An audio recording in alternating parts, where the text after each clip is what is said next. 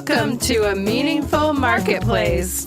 I'm Sarah Masoni from Oregon State University's Food Innovation Center, where I've helped countless dreamers launch their new food products. It's the science of taking a food delight from the kitchen to mass manufacturing and still keeping its great taste. That's what I do.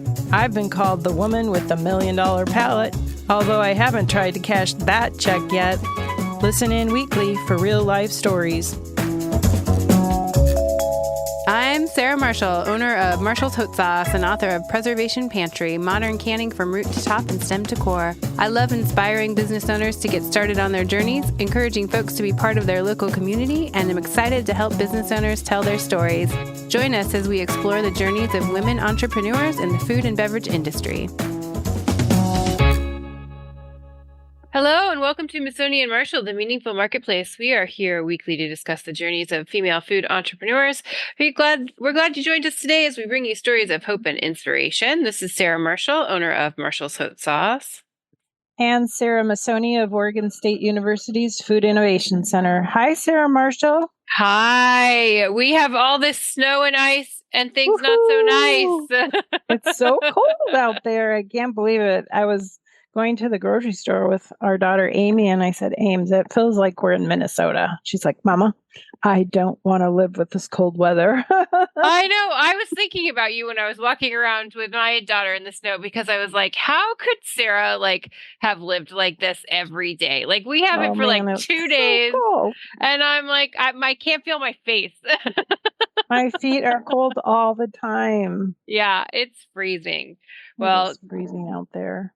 I just wanted to say with that when we are, surviving this kind of winter storm, we always want to, of course, support small local businesses.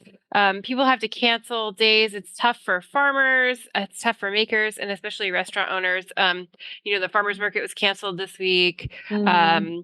So just as much as you can, if you can go on, order online, we have a great list of people you can support, order cheese, order bread, order food to be delivered, help out those people because it's really tough just even emotionally to get through some of these kinds of closures. So even though some people can just kick back and drink their hot toddy, some of us small business owners are just home stressing. So support them if you can.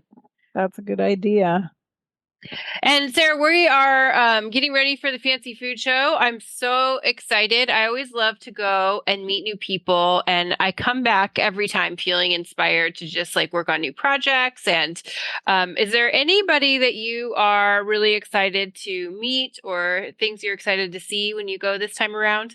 Ooh, you put me on the spot. Of course, everyone. I'm excited to see everyone because everyone is great. But this shows the first time we're going to have the Regional Food Business Center there. So we'll have 12 companies from across the 6-state region.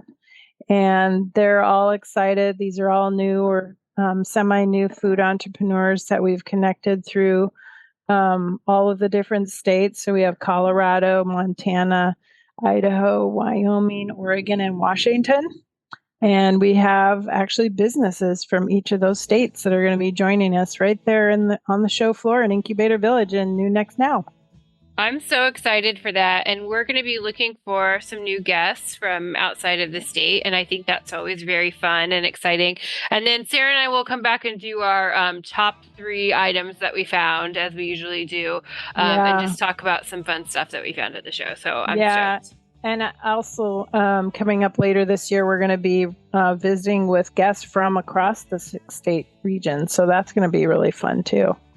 Super cool. And with that, we want to thank our sponsor for supporting Masoni and Marshall. Thank you for helping to spread the word about women entrepreneurs. Let's hear a word from our sponsor. The Northwest and Rocky Mountain Regional Food Business Center is the proud sponsor of the Meaningful Marketplace podcast, giving a voice to food from across the 6-state region of Colorado, Idaho, Montana, Oregon, Washington, and Wyoming. The Food Business Center supports Northwest and Rocky Mountain food industry makers as part of the USDA's National Network of Food Business Centers, supporting a more resilient, diverse, and competitive food system as a go-to source for small and mid-tier food and farm businesses with a focus on underserved communities, providing education in the form of technical knowledge, business programs, and industry news. We sponsor trade shows, meetups, and conferences to connect growers, producers, retailers, distributors, and processors, all to stimulate business and raise the standards of our storied food industry. Join us as we travel through the 6-state region, learning more about food makers, food hubs, and food systems. Visit the website at Northwest Rocky Mountain Regional Food Businesses.com to get connected. Yeah, we're so excited. We're so excited to meet all of the people in these great states, and it's super exciting. So thanks for sponsoring our podcast. We're joined in the studio today by Sarah Marcus. She is the owner of Briar Rose Creamery in Dundee, Oregon. Thank you for joining us, Sarah. Hi there.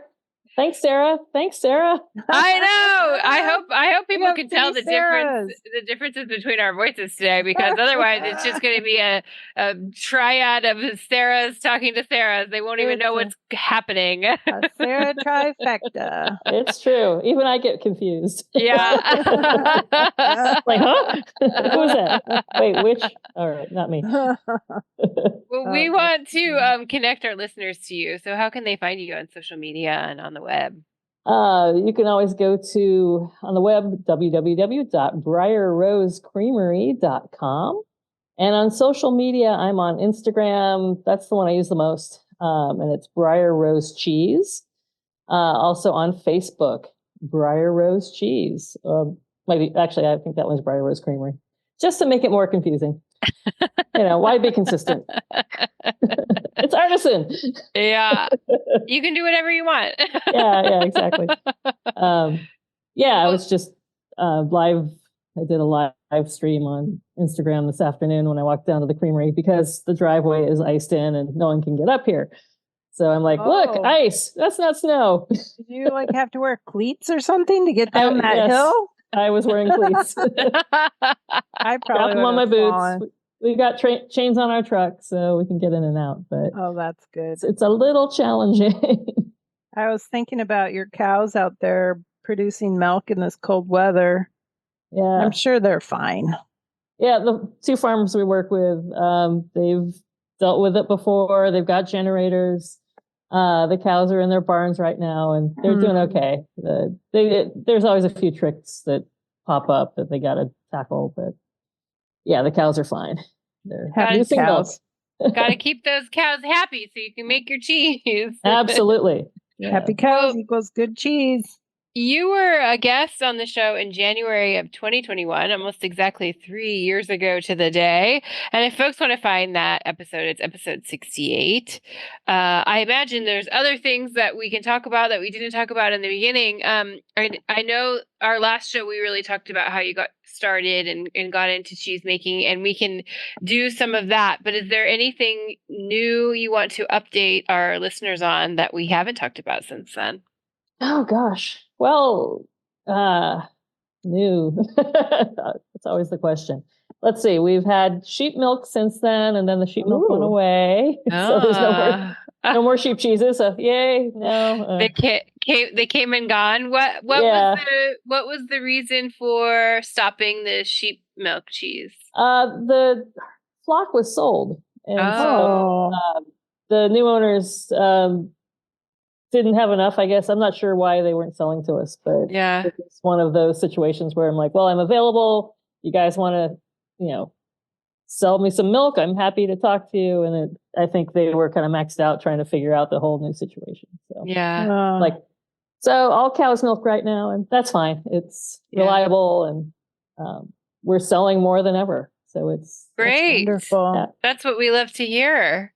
Yeah, I think since then we've added another distributor in Southern California, so you can really get us up and down the West Coast. So that's exciting. That is exciting. Yeah. And when you sell to the distributors, do you sell like the whole wheels of cheese and then they part it out, or do you sell it like individually wrapped to people? Whole wheels only. Mm-hmm. So that nice. We box them up. We put them on a truck. They'll consolidate in Portland.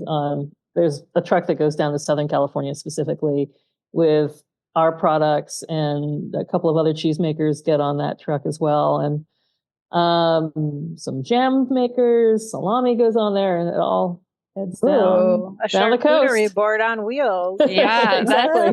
That sounds like a delicious truck. I want to get on there. No kidding. You just need some hot sauce on that. Yeah, you're right. Oh my gosh. And did you have to close down today for the snow day? Or yeah. did you still go in to make cheese? We couldn't go and get milk on Saturday, so we skipped production today. It just wasn't.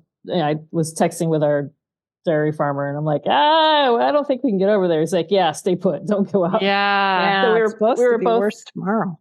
Yeah. Oh, fingers crossed. I mean, who knows? But it'll all be better by Thursday. That's what I'm planning hoping ahead. for. Yeah, I think we're all looking forward to that. Yeah. It's it's just one of those challenges. I mean, every week there's something new that pops up that you've got to deal with. This week it's our winter weather, which it's really rare still. I mean, yes, we keep getting these ice storms, but generally they don't last more than a few days, where it's crippled and you just can't do anything. It's hard for my employees because they can't get in, and they're not getting their income that they're expecting, and I have to figure out what we're going to do. But I think we're just going to try to double up later in the week and try and get as much made as we can. Yeah, that makes sense. Yeah, but it's just another part of the roller coaster of owning a small business. Yeah. So I have a question for you. Sure. I was wondering, I know you live in a grove of trees there, and I was wondering, have you thought about choosing one of those trees and doing some kind of a tree bark wrapped cheese innovation? I'd love Creamery. To. We do make Phoebe, which is our spruce bark wrapped cheese. Yeah. I don't distribute it widely, although in Portland you can find it at Providore Foods. Providore Fine Foods on Sandy. And you can get it straight from us here at the farm store. And when the farmers markets start back up for us, it'll be in April. We'll probably still have some there for a little bit. And that's the cheese we only make in the fall and the winter. But I would love to find someone that is willing to work with us and get that inner bark off of some of these Douglas fir trees, that inner cambium. Is that the part you need, the inner cambium? Exactly. Or if, I know we have spruces here in Oregon as well, so if we could use Oregon spruce bark, that would be fun, because generally I have to use spruce bark that comes from France. Because in France, we have so many trees here. Yeah, we should get some of the storm trees to put it. We could call your cheese Stormy. Yeah, no kidding. I should have just given you the tree that fell through my fence last month. Oh man, thanks. Fortunately, we didn't get the winds down here this time, so our trees are okay. That's good. So many trees went down in Portland. Yeah, scary. Well, just so our listeners know, your cheeses are so beautiful. So it's hard on a podcast to really describe. So I hope that people go look at your website and your Instagram, because you can really see how beautiful they are. But if you could best describe your cheese wheels to our listeners, how would you describe them? Most of them are soft and luscious. Butterbloom is made with Guernsey cow's milk, and so it's this bright golden color, and the cheese really retains that color as it ages, and actually gets more concentrated, so it gets yellower as it ages. And so it's just a big butter bomb, and that nice white bloomy rind. So think like Briar, Camembert. This is a cousin to those. It's in the same family, so it's got that nice, rich, buttery flavor. You've got that texture that's really custardy. And they just, as they age, they soften up and they just get more just delicious and more complex. And there's hints of like buttermilk and tropical fruit flavors that come in there, and white mushroom. So that's Butterbloom. And then its kissing cousin is Maya, which is a washed rind cheese. So it's another custardy, soft cheese, but then we take that cheese and bathe it in salt water while it's aging. And that it's like putting salt on a steak. It increases kind of that flavor and kind of gives you a little more umami in there. And it takes the butteriness and makes it more savory. But it still has that really nice custardy texture and that Isn't flavor that profile. the one, that cheese that you were in the top 50 cheesemakers in the U.S. in Food and Wine? It wasn't just Maya; it was just us in general. Oh, okay. But I it was think I saw a Creamery. picture of that cheese in there. They did feature that Maya as well, but That's it was so cool. Yeah, I mean, and what happened? Did they come and visit you? Apparently, you didn't know. No. Oh, let's speculate. How do you think they found you? Okay, so they might have came from the American Cheese Society when we were there. Perhaps. Remember we came on the tour? Yeah, I don't. Apparently, the editor, who is the one that put together this compilation of 50 cheesemakers, stopped by the Creamery and went to the farm store and bought cheese. Wow. I mean, because it's Food and Wine, so he could have been here for some kind of wine junket. I mean, I don't know. I don't know when he was here. They are sneaky, aren't they? Yeah, he didn't announce himself. And then here it is. They're like going to cheese processing and manufacturing spots just like coaches go to football and soccer games, scouting out the next big star. And that's really good information for our listeners to have, that you never know who is going to, come by your farmer's market booth or come by your farm store or come in your shop. And usually you don't know. They don't tell you until you find out months later when the article comes out. So, so be on your best behavior at all times, buddies. It's true. Yeah, so that be the next big cheese, like Sarah. Yeah, that was awesome. I mean, we found out from a friend of ours who's like, "Oh my God, look at Food and Wine." We're like, "What?" And you're one of the top 50 cheesemakers in the U.S. I'm like, sure enough, that's an honor. Do you have like a new chef's jacket that says that, like you have like Food and Wine top cheesemaker 2021? I have it printed up on the wall in the. You should put it on like a chef's jacket when you show up for stuff. Yeah, I'm number 50. You were number 50. Did they actually put them in order? They didn't. No. Well, that's so cool. Hey, ladies, we got to take a quick break and we'll be right back. And I want to do some cheese trivia. Oregon State University's College of Agricultural Sciences and the Food Innovation Center are proud sponsors of Meaningful Marketplace. With a mission to serve all Oregonians, we are committed to giving voice to those whose food and agricultural stories are not always heard. By providing access and opportunity for a more diverse and just food system, because food brings people together. Okay, Sarah. Sarah and I are ready for your cheese trivia. Lay it on us. Okay. And these facts just came straight from the internet, so I think they're right, but we'll see. So feel free to just blurt out the answers. The first question is, what is the name of the cheese that means recooked in Italian? Ricotta. Yay! You're right. And do you make a ricotta cheese at Briar Rose? No, I do not. No. Okay, I have a piece of ricotta cheese, a whole wheel actually of an aged ricotta, aged and salted, that's was formed in a basket. And you use it as a grating cheese. I haven't actually cut into it yet, but I have it. I've had it in my fridge for a year. Oh my. Yeah. Ricotta salata? Yeah. Okay. Yum. Fun. I love it. When you taste it, let me know how it is. Maybe I'll give you half. I love it. I love any cheese gifts. I'll take them all. Okay. Okay. This next question. Can I have a quick ricotta story? Okay. Yes. I'd love to hear it. A few years ago, my husband and I were on vacation in Hawaii. I think we're on Kauai. And we're staying in a condo, and these people that were staying like next door to us were getting ready to leave. And they're like, "Here, do you want these 2 gallons of milk? We aren't going to take them with us. We're not going to dump them. It's 2 gallons of whole milk." Whoa. And I'm looking at them, and they've got like a family of 4, and there's just the 2 of us. I'm like, "Yeah, I'll take your milk." So he gives us the milk and a bag of limes.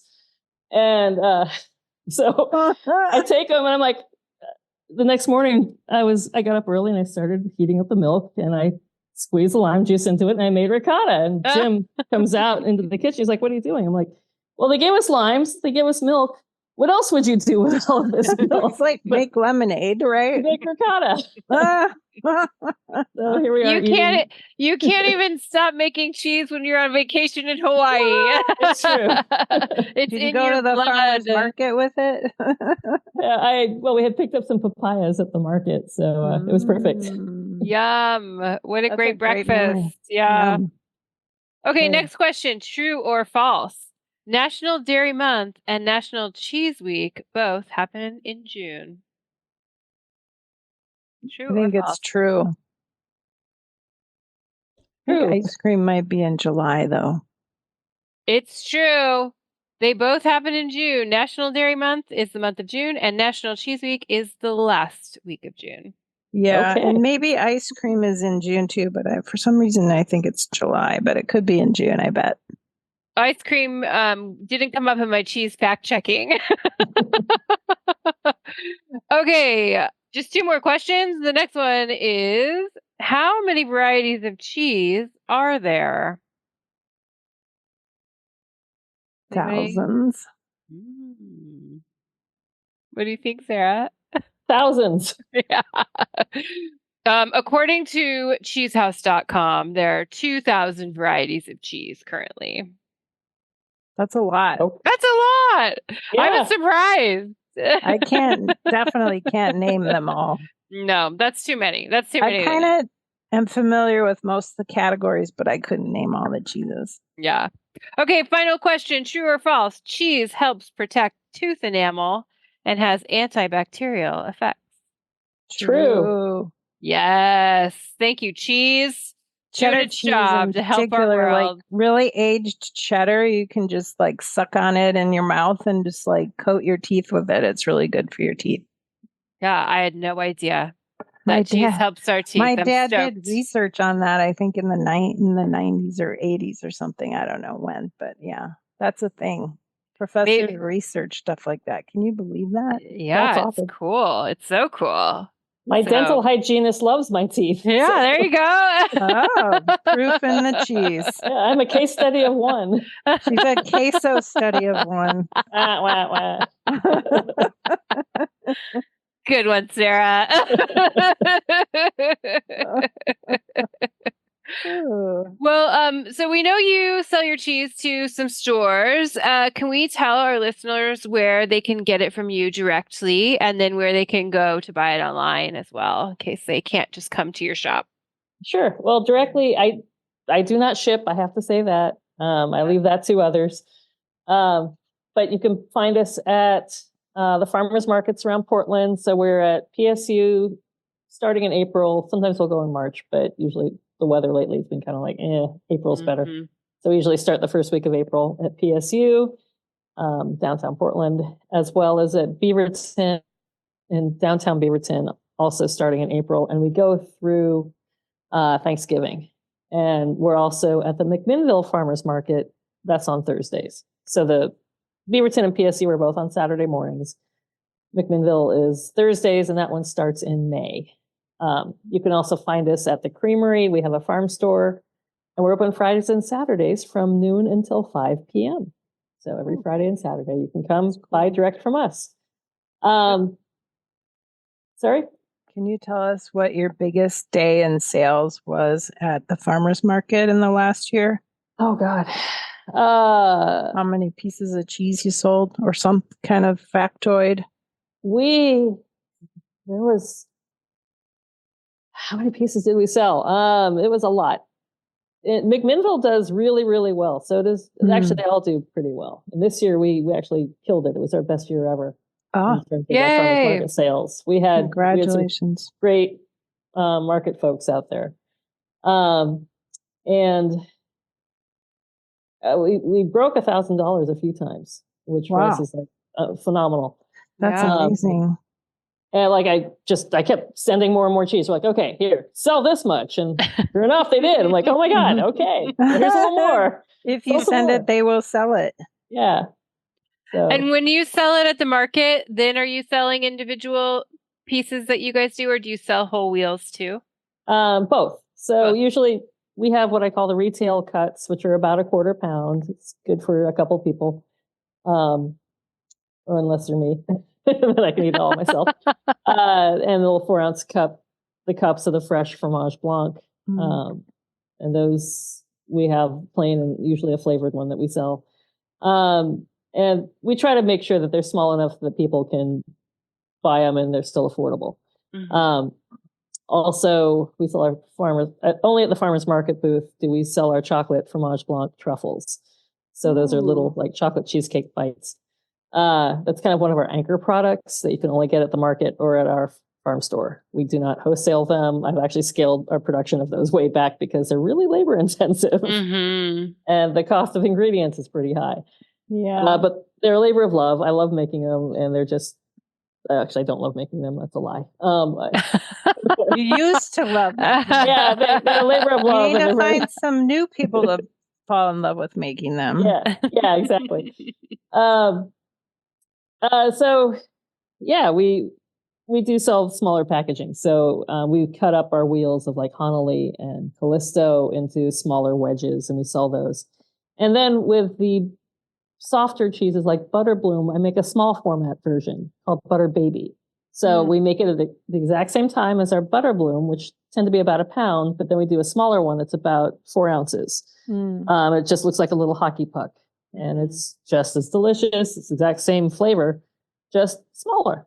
So the personal sized one, and that we only sell at the farmers markets, at our farm store, and then we sell those to a lot of our local wineries. They like to buy them, and they'll sell them to their customers. That's nice.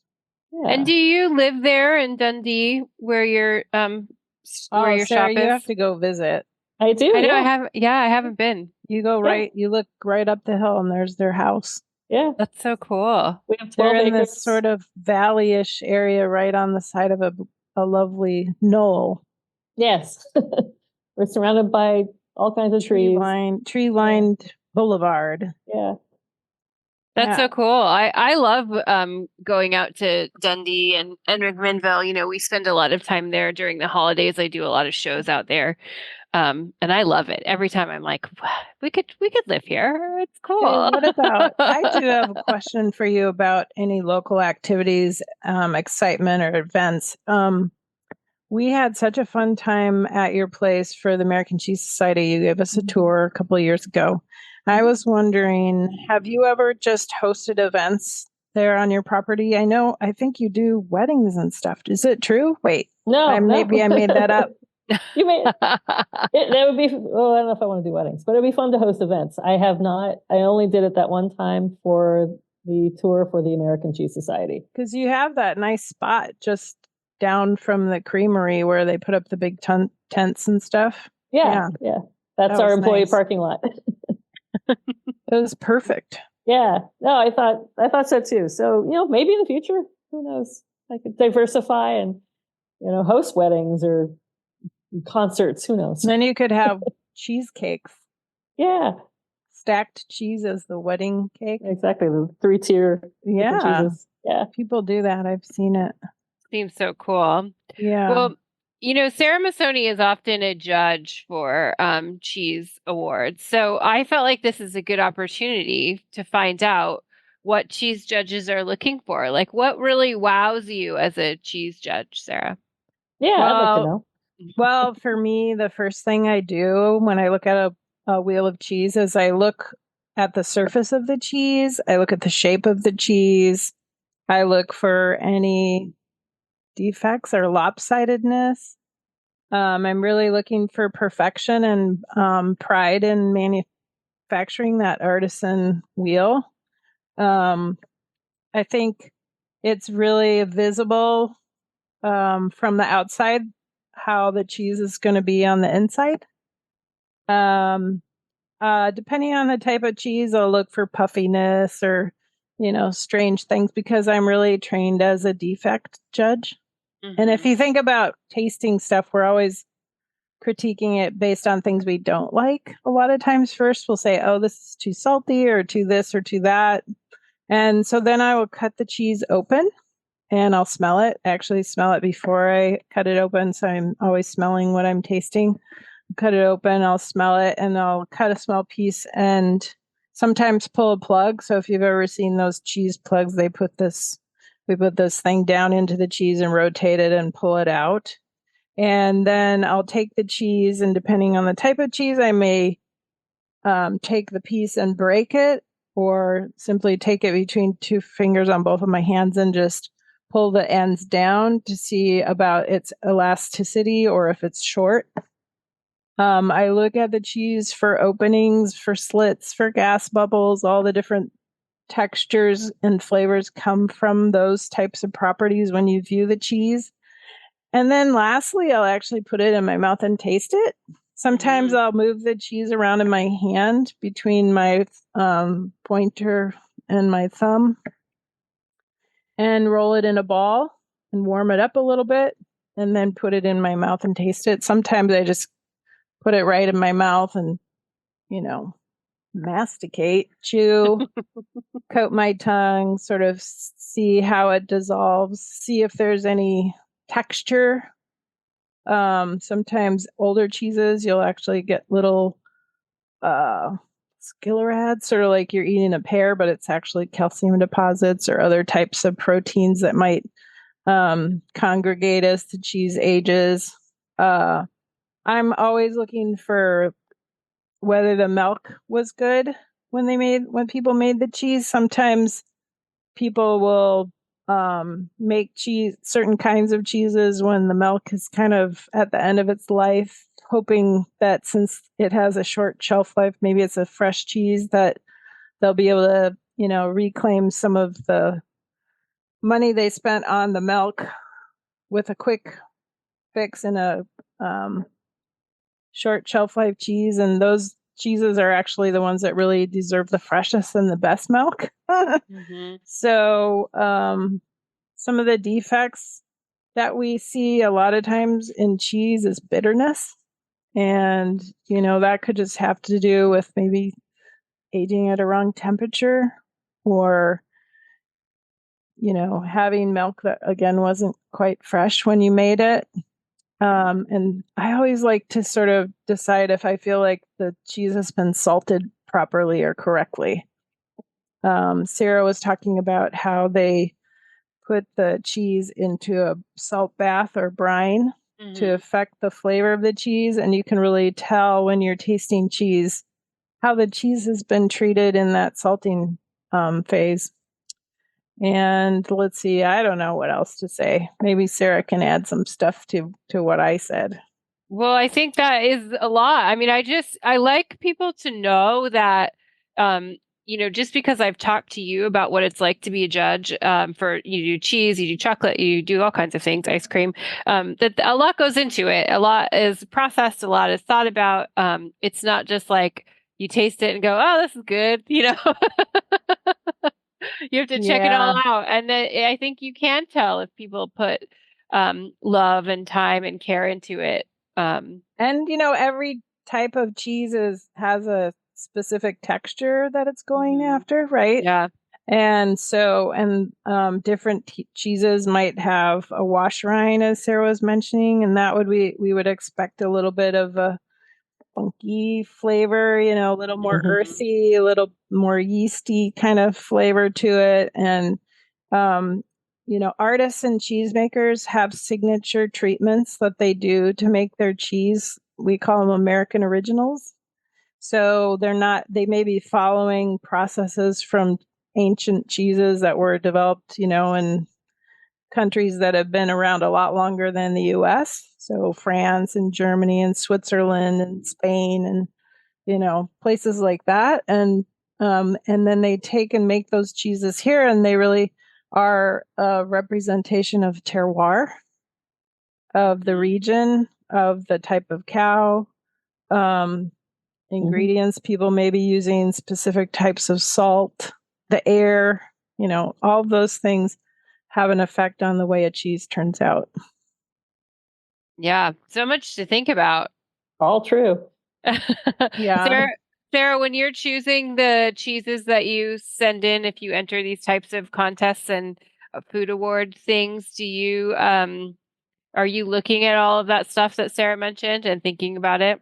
Oh, absolutely. Yeah. I mean, I will have several different batches of cheeses at different ages that I have to evaluate and critique and think, part of it, I mean, it's kind of a game. So when you're a cheesemaker, you're looking at your cheeses and you're like, okay, what are the judges really looking for? And then you have to anticipate, that week of transit time from when you send it to when it actually winds up in front of the judge.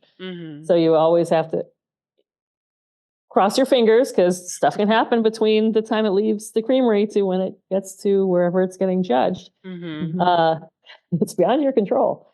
It is. And you would think that every wheel in a batch would be the same. So you could pull it, you could pull a wheel and think, oh, this is going to be the best. But the one you send and we receive as judging it could be 10 times better, or it could be a little bit not quite as good. True. Yeah, and with us, if they're hand salted, then someone may have been a little heavier with one cheese than another. And we do weigh each one when we're salting them, and it's all done by hand. But yeah, you never know. Never know. So I do sit there and critique it, and my employees love it when we sit down and we discuss it together. I don't just do it by myself. So we have cheese by cheese, we go through and say, okay, here's 4 different cheeses of the same type of cheese, different ages. And I'll actually kind of do a blind tasting and say, okay, cheese 1, 2, and 3, which one, or cheese 4. And then rank these as your favorite and why.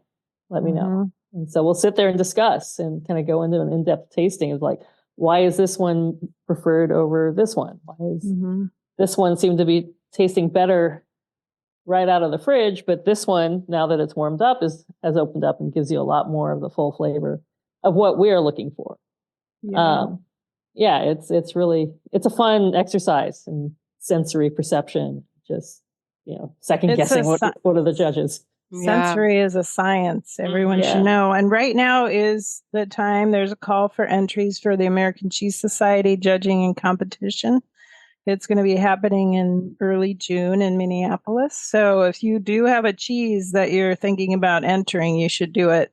And I would add that it's not uncommon for a cheesemaker to enter multiple cheeses of the exact same cheese. Because I've judged categories like that. Oh, yeah. Where I've had like 15 pasta filatas from the exact same company, and I'm just tasting it and going, okay, guys, what is it you are trying to learn from my comments on this cheese that you sent me? It's like, okay, I thought they weren't supposed to. I don't know. Maybe, I don't know. I'm pretty sure people do that. And the other thing, I think sometimes people actually send things for judging and evaluation because they know it's not good, but they don't know why. So one time I was judging cheese in Chicago many, many years ago, and this cheese came, it was in a plastic takeout bag. It was all wrapped up. We opened the bag and little flighty, buggy things flew off the cheese. Ooh, yikes! And it had mites and all sorts of problems. So we didn't even taste or evaluate the cheese. We just looked at it and sent comments back to the cheesemaker. Those comments are really valuable too. As a cheesemaker, I take them to heart. I look at, the more that the technical judge, especially because there are 2 different judges, usually, at least at the American Cheese Society. They taste in teams. You have the technical judge, which Sarah is, and then you have the aesthetic judge, which is usually a cheesemonger or someone that doesn't have the total technical training. The aesthetic judge looks to build you up, whereas the technical judge will look to find the defects and the flaws and kind of tear you down. So it's this. There's like a balance. It's sort of like a dance. And the cheeses we're looking at we're looking at them. We're only looking at that cheese at that moment, and each cheese gets evaluated and is given a score. And then after all the cheeses are evaluated, we look and see where everything fell. So we're not necessarily looking at all the cheeses we are not looking at the cheeses at the same time. We're looking at each cheese individually. And then after all of the cheeses have been evaluated, then all of the top cheeses in all the categories go through another evaluation where all of the judges, I think we had, I want to say 38 judges or 50, I don't remember. We had a huge number of judges have the opportunity to go through all of the top cheeses from every category. And that's really exciting.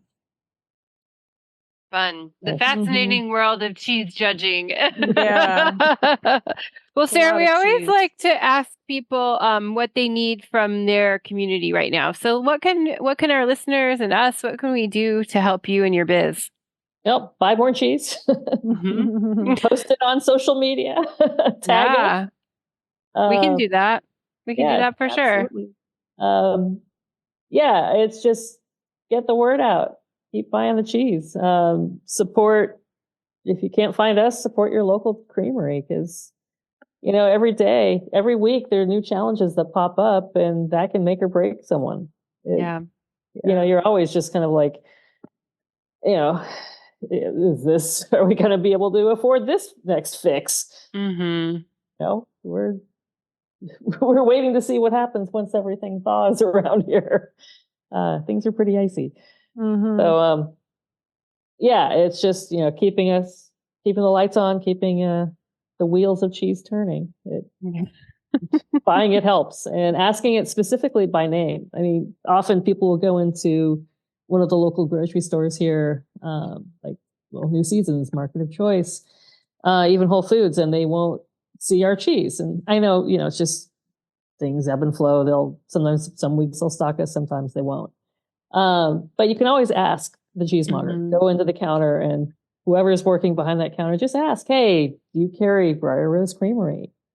Can you get this in? I'd love to try it. And all it takes is simply speaking up. And then the buyer will know that there's an interest out there, whether it's our product or another one. I mean, it definitely, just say something and it will turn into sales. And that in the long run helps us. Yeah, definitely. Okay, everybody, go request Briar Rose cheese at your cheese counter. Yes, that's a good idea. Well, ladies, unfortunately, it's time for us to end today, but it was great to chat with you. Sarah, it was so good to see you again. Yes, you too. Much. Thank you. Anytime. I'd love the 3 Sarahs. Yay! We record Masoni and Marshall live every week. You can find us on your favorite podcast platform like iTunes. Thank you to our audio engineer, Lon, and our production assistant, Chelsea. If you want to be a guest on the show, you can send us a DM on our Instagram, Masoni and Marshall, and we will be back next week. Thanks, everybody. Bye.